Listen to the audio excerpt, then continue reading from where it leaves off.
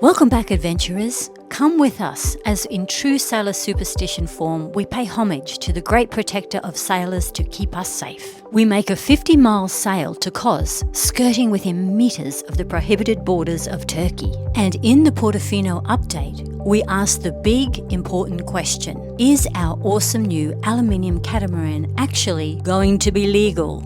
So find that out this week as you kick off your shoes and come aboard with us. We are John and Ali, the Barefoot Doctors, sailing and travelling around the globe. Join us as we share the adventure and explore the beauty of the world. Because life is better barefoot.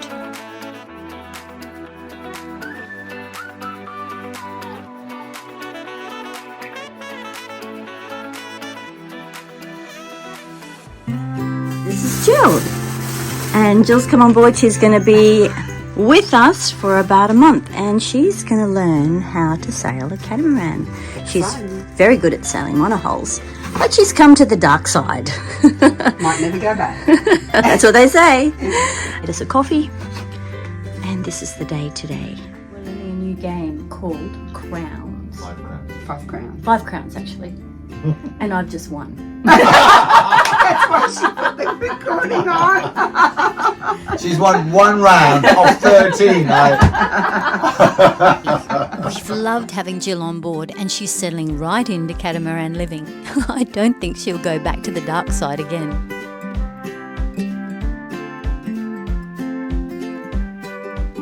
Hi folks, we are in a little bay called Panomatus. Panomatus. She hits my bum to make me speak. You didn't see that though, did you? I should have heard it. A little bay called Panomatus. Monastery Bay, but it's referred to as Monastery Bay because it's got a huge monastery right here, and it's absolutely beautiful and it's awesome from the boats. So come along with us and we'll find out what's behind the walls. So come on in because it's absolutely gorgeous. Is that a quote, is it? Holy moly. So it's €1.50 to get in, to go and have a look at the museum. It's really well kept here. They keep up the maintenance, the painting, the art. So €1.50 is nothing to help them maintain. Look at this place.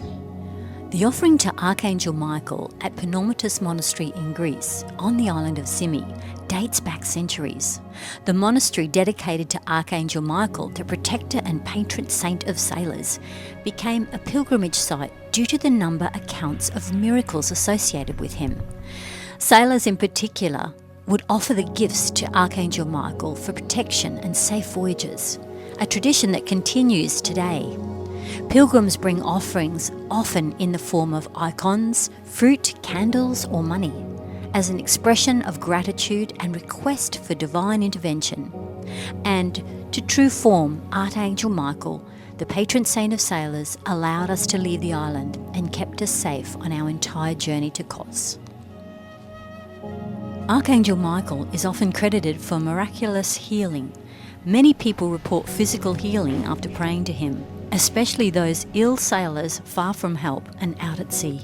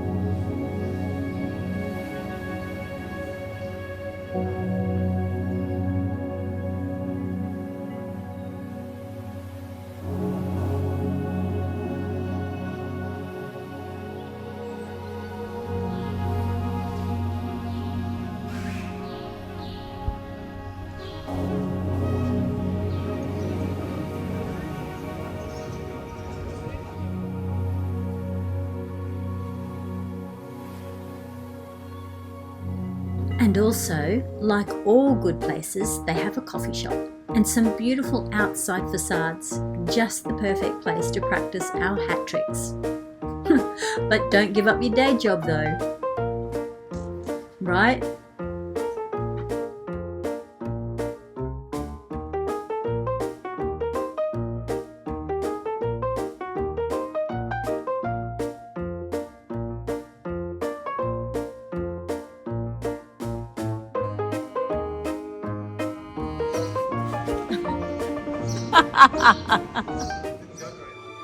And now, back home to Expedition Barefoot for a glorious sunset and a tranquil night's sleep.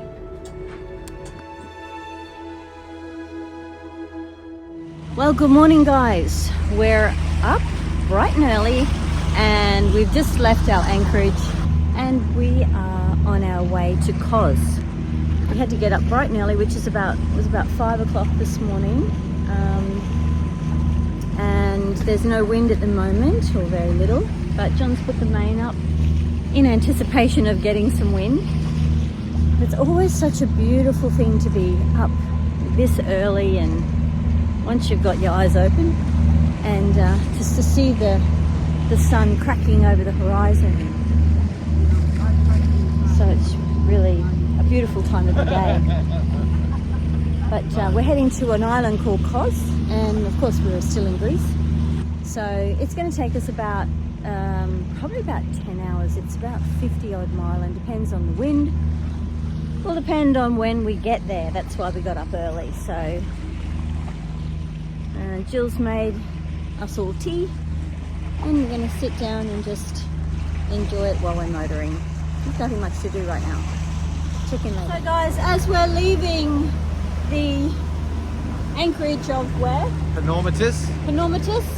We have to do an offering to Archangel Micael. Archangel Micael, because if you don't give him an offering, you will never leave, or you'll never get far enough to Get leave. away safely. So this is our official offering to Archangel Micael.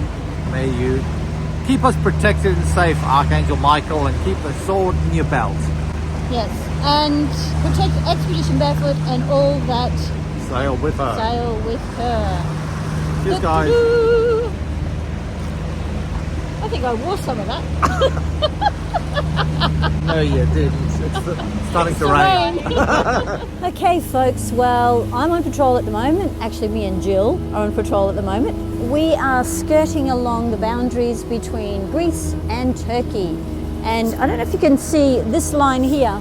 There's actually a red line which is the border, and it goes along and then it kicks up at a right angle, and that's the border between Turkey and Greece. So you can't cross that border unless you're checking into Turkey. So we're skirting along parallel to that border, that invisible borderline, and we're just coming up to the corner. So I've got to make sure that we actually take the corner and we don't cut the corner.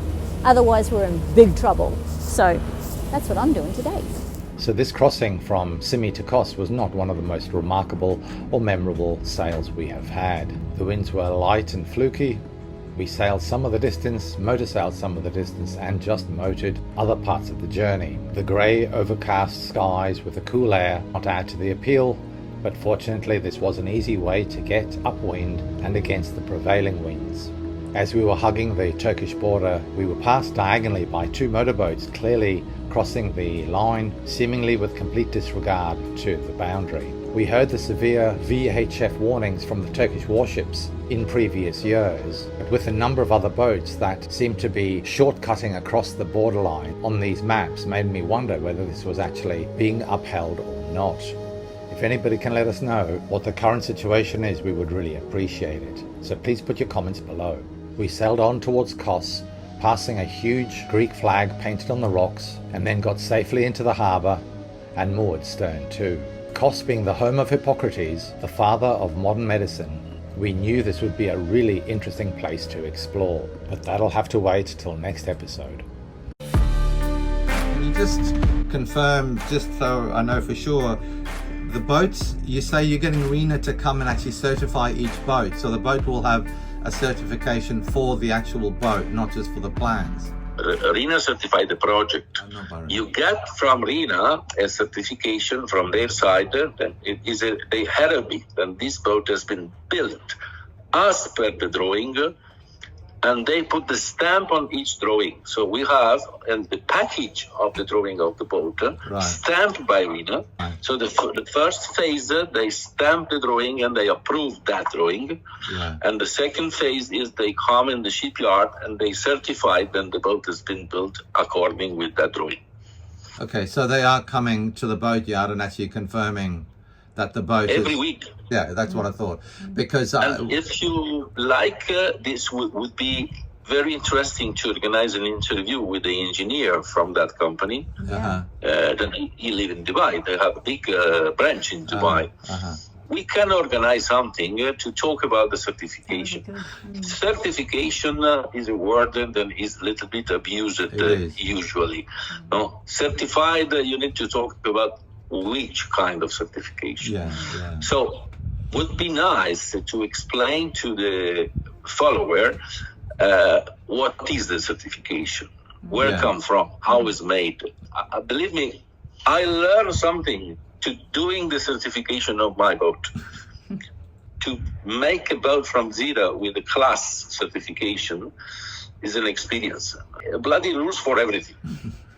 You cannot build nothing without refer to the ISO regulation. ISO regulation is 1,000 and 1,000 and 1,000 and 1,000 pages, where is write everything. So they help us so much, because sometimes to navigate inside the regulation for us is not easy.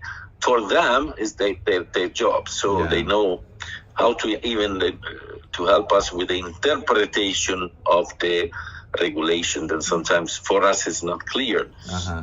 Even for our engineers, Martina, Emilio, Vishak, all of them, they deal with the ISO regulation, but time to time we have to do a meeting with them to be sure that our interpretation will be approved by them as the right interpretation. And I have to say they are very helpful on that. The reason I asked that they're actually certifying the boat to say they're compliant is that when we were talking to a marine lawyer about insurance, he said if you've got the boat is actually certified as meeting the standards, then it's much easier to insure.